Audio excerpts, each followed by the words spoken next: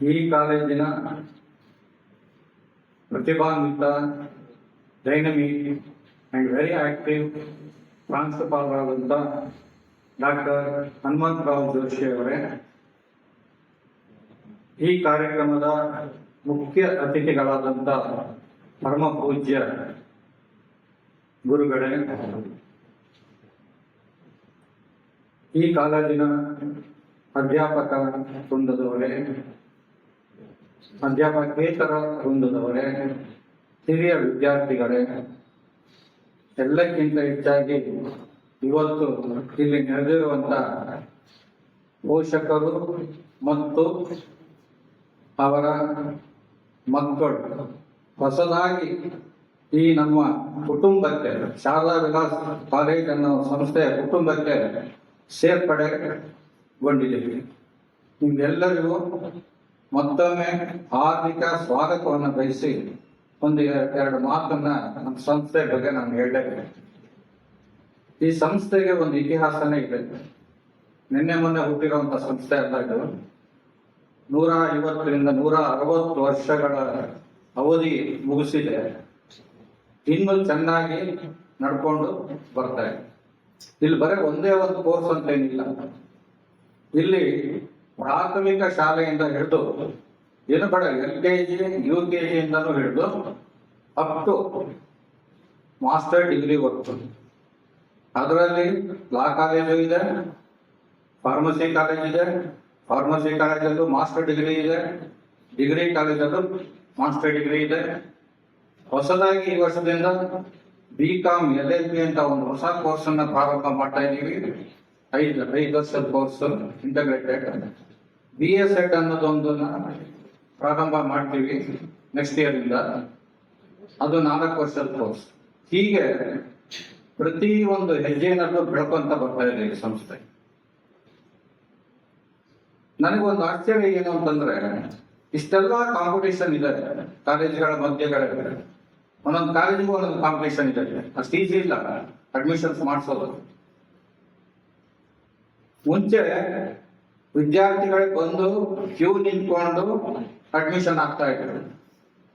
ಇವತ್ತು ಹಂಗಾಗಿಲ್ಲ. ಇವತ್ತು ಪರಿಸ್ಥಿತಿ ನಾವೇ ಅವ್ರಗಳ ಹಿಂದೆ ಹೋಗೋ ಪರಿಸ್ಥಿತಿ ಬಂದ್ಬಿಟ್ಟಿದೆ. ಎಕ್ಸಾಮಿನೇಷನ್ ಸೆಂಟರ್ಗಳಿಗೆ ಹೋಗಿ ಪಾಂಪ್ಲೆಟ್ಗಳನ್ನು ಕೊಟ್ಟು ಯೂಟ್ಯೂಬ್ ಅಲ್ಲೆಲ್ಲ ಪ್ರಚಾರ ಮಾಡಿ, ಸ್ಟೂಡೆಂಟ್ಸ್ಗಳು ಓಲ್ಡ್ ಸ್ಟೂಡೆಂಟ್ಸ್ಗಳ ಹತ್ರ ಎಲ್ಲ ಮಾತಾಡಿ, ಈ ತರ ಒಂದು ನಾವು ಅಡ್ವರ್ಟೈಸ್ಮೆಂಟ್ ಮಾಡಿ ಇವತ್ತು ಹುಡುಗರನ್ನ ಸೇರಿಸ್ಕೊಳ್ಳೋ ಸಂದರ್ಭ ಬಂದಿದೆ. Quite natural. ಎಲ್ಲಿ ಕಾಂಪಿಟೇಷನ್ ಇರುತ್ತೆ ಅಲ್ಲಿ ನಾವು ಶ್ರಮ ವಹಿಸಲೇಬೇಕು. ಅದು ನಮಗೊಂದೇ ಅಲ್ಲ, ನಮ್ಮ ಸಂಸ್ಥೆಗೆ ಒಂದೇ ಅಲ್ಲ, ಎಲ್ಲಾ ಸಂಸ್ಥೆಗೂ ಇದೆ ಸಮಸ್ಯೆ. ಆದ್ರೆ ನನಗೆ ಒಂದು ಸಂತೋಷ ಏನು ಅಂತಂದ್ರೆ, ಹುಡುಗರುಗಳ ಮುಖ ನೋಡಿದಾಗ ಅವರಿಗೆ ಸಂಭ್ರಮನೂ ಇದೆ, ಹಾಗೆ ಕೆಲವರು ಆತಂಕಗಳು ಇದ್ದೇ ಇರುತ್ತೆ. ಹೊಸದಾಗಿ ಸೇರಿಕೊಂಡ ಒಳ್ಳೆಯ ಅಂಕಗಳನ್ನ ಪಡೆದು ಬಂದು ನೀವು ಇಲ್ಲಿ ಜಾಯಿನ್ ಆಗಿದ್ದೀವಿ. ಯಾಕಂದ್ರೆ ಅಷ್ಟು ಸಿಗಲ್ಲ ಸೀಟ್ಗಳು. ಥ್ರೂ CET ಇಂದ ಬರಬೇಕು ಅಂತಂದ್ರೆ ಪ್ರಿನ್ಸಿಪಾಲ್ ಹೇಳ್ತಾ ಇದ್ರು, ಪ್ರಿನ್ಸಿಪಾಲ್ಗಳು ಕಡಿಮೆ ಅಂದ್ರು 33,000 35,000 ಇರಬೇಕು ರ್ಯಾಂಕ್. ಅಲ್ಲಿ ಬಂದು ನಿಲ್ಲತ್ತೆ ನಮ್ದು ಟಾರ್ಗೆಟ್ ಅಲ್ಲಿ ಕಟ್ ಆಫ್ ಪರ್ಸೆಂಟೇಜ್. ಅದಕ್ಕೆ ಎಷ್ಟು ಕಾಂಪಿಟೇಷನ್ ಇದೆ ಅನ್ನೋದು ನೀವೇ ಯೋಚನೆ ಮಾಡಬೇಕು. ಫಾರ್ಮಸಿಗೆ ಒಳ್ಳೆ ಡಿಮ್ಯಾಂಡ್ ಇದೆ, ಎಲ್ಲ ಕಡೆಗೂ ಒಳ್ಳೆ ಡಿಮ್ಯಾಂಡ್. ಅದು ಕಾಲೇಜುಗಳ ಮೇಲೆ ಡಿಪೆಂಡ್ ಆಗುತ್ತೆ. ಈ ಕಾಲೇಜಿಗೆ ಪ್ರತಿ ವರ್ಷನೂ ಒಳ್ಳೆ ಡಿಮ್ಯಾಂಡ್ ಇದೆ, ಪ್ರತಿ ವರ್ಷನೂ ಡಿಮ್ಯಾಂಡ್ ಇದೆ. ಹೋದ ವರ್ಷ ಸ್ವಲ್ಪ ಸಮಸ್ಯೆ ಆಗಿತ್ತು, ಬಟ್ ಈ ವರ್ಷ ಅದು ಸರಿ ಹೋಗಿದೆ. ಕಾರಣ ಏನು ಅಂದ್ರೆ, ಇಲ್ಲಿರುವಂತ ವ್ಯವಸ್ಥೆ, ಇಲ್ಲಿರುವಂತ ಪ್ರತಿಭಾನ್ವಿತ ಅಧ್ಯಾಪಕ ವೃಂದ, ಇರುವಂತ ಲ್ಯಾಬ್ಗಳು, ಲೈಬ್ರರಿ, ಬರೀ ಪಾಠ ಪ್ರವಚನ ಒಂದೇ ಆಗ್ತಾ ಇದೆ. ಇಲ್ಲಿ ಸಾಂಸ್ಕೃತಿಕ ಚಟುವಟಿಕೆಗಳು ತುಂಬಾ ನಡೆಯುತ್ತೆ. ಪ್ರತಿ ತಿಂಗಳು ಏನಾದ್ರು ಒಂದು ಇವೆಂಟ್ ಇರುತ್ತೆ ನಮ್ಮ ಕಾಲೇಜಲ್ಲಿ, ಎಸ್ಪೆಷಲಿ ಫಾರ್ಮಸಿ ಕಾಲೇಜ್. ಖುಷಿ ಆಗುತ್ತೆ ನನಗೆ. ಅದೆಷ್ಟು ಸರಿ ಇಲ್ಲಿ ಫಂಕ್ಷನ್ಗಳಿಗೆ ನಾನು ಬಂದಿದ್ದೀನೋ ಏನೋ ನನಗೆ ಲೆಕ್ಕ ಹಾಕಕ್ಕಾಗ್ತಾ ಇದೆ 1 ವರ್ಷದ ಅವಧಿನಲ್ಲಿ.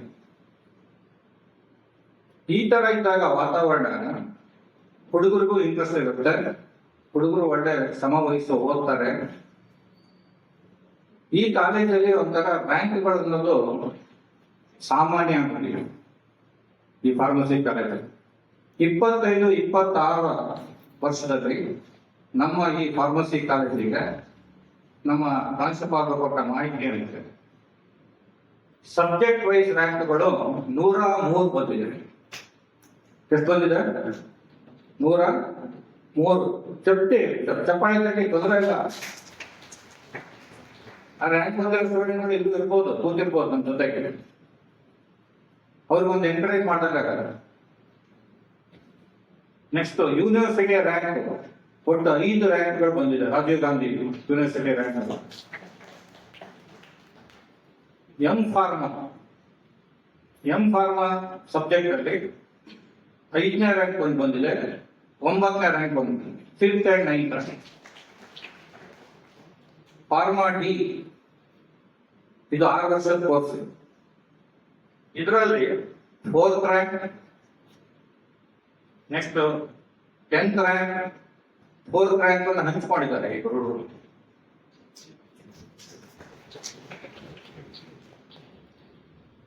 ಈ ಒಂದು ಬ್ಯಾಕ್ ಗ್ರೌಂಡ್ ಇರೋದ್ರಿಂದ ನಿಮ್ಮ ಪೋಷಕರು ಇರ್ಬೋದು, ನೀವು ಆಮೇಲೆ ಈಗಿನ ಜನರೇಷನ್ ಹುಡುಗರು ಸುಮ್ಮನೆ ಬಂದು ಜಾಯಿನ್ ಆಗಲ್ಲ.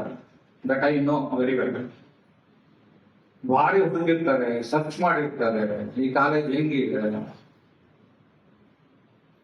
ರ್ಯಾಂಕಿಂಗ್ ಯಾವ ತರ ಇದೆ, ಈ ಕಾಲೇಜಿಂದ ರೇಟಿಂಗ್ ಹೆಂಗಿದೆ. ಆಮೇಲೆ ಇದೇನು ಇತ್ತೀಚೆಗೆ ಪ್ರಾರಂಭ ಆದಂತ ಕಾಲೇಜ್ ಎಲ್ಲ ಇದೆ. ಇದು ಹತ್ತತ್ರ 1992-93 ನಲ್ಲಿ ಪ್ರಾರಂಭ ಆಗಿದ್ದು ಕಾಲೇಜ್. 34 ವರ್ಷಗಳು ತುಂಬಿದೆ ಈ ಕಾಲೇಜು. ಅವತ್ತಿಂದನೂ ಅದೇ ಒಂದು ಸ್ಟ್ಯಾಂಡರ್ಡ್ ಅನ್ನ ಉಳಿಸ್ಕೊಂಡು ಬರ್ತಾ ಇದೆ, ಮುಂದಕ್ಕೂ ಉಳಿಸ್ಕೊಂಡು ಹೋಗುತ್ತೆ ಅನ್ನೋ ಗ್ಯಾರಂಟಿ ಅಂತ ನಮ್ಮ ಮ್ಯಾನೇಜ್ಮೆಂಟ್ ಕಡೆಯಿಂದ ನಾನು ಖಂಡಿತ ಕೊಡ್ತೀನಿ. ಯಾರು ನಿರಾಸೆ ಆಗೋದು ಬೇಡ, ಯಾರು ಆತಂಕಕ್ಕೆ ಒಳಗಾಗೋದು ಬೇಡ, ಖಂಡಿತ ಹೇಳ್ತೇನೆ. ಎಸ್ಪೆಷಲಿ ಹುಡುಗರು ಬೇಡ. ಒಂದು ಉತ್ತಮವಾದ ಒಂದು ಕೋರ್ಸ್ ಅನ್ನ ನೀವು ಸೆಲೆಕ್ಟ್ ಮಾಡ್ಕೊಂಡು ಬಂದಿದ್ದೀರಿ ಅಂತ ನಾನಂತೂ ಭಾವಿಸ್ತೀನಿ. ನಿಮ್ಮ ಆಕ್ಚುಲಿ ಫಾರ್ಮಾಸಿಸ್ಟ್ಗಳು ನೀವೇನು ಮುಗಿಸ್ಬಿಟ್ಟು ಹೋಗ್ತೀರಿ ಫೀಲ್ಡಿಗೆ, ಡಾಕ್ಟ್ರು ಡಯಾಗ್ನೈಸ್ ಮಾಡ್ತಾರೆ. ಆದ್ರೆ ನೀವು ಡಯಾಗ್ನೈಸ್ ಮಾಡಿದ್ದನ್ನ ಪೇಷಂಟ್ಸ್ಗಳ ಜೊತೆಗೆ ಸಂಬಂಧವನ್ನು ಇಟ್ಕೊಂಡು ಅವರಿಗೆ ಕನ್ವಿನ್ಸ್ ಮಾಡಿ, ಅವರಿಗೆ ಕ್ಲಾರಿಫೈ ಮಾಡಿ, ಆ ಡಯಾಗ್ನೈಸ್ ಮಾಡಿರುವಂತ ಔಷಧಿಗಳನ್ನ ಕೊಡೋದಿದೆಯಲ್ಲ, ಅದು ಬಹಳ ಬಹಳ ಬಹಳ ಮುಖ್ಯವಾದ ಕೆಲಸ ನನ್ನ ಪ್ರಕಾರ.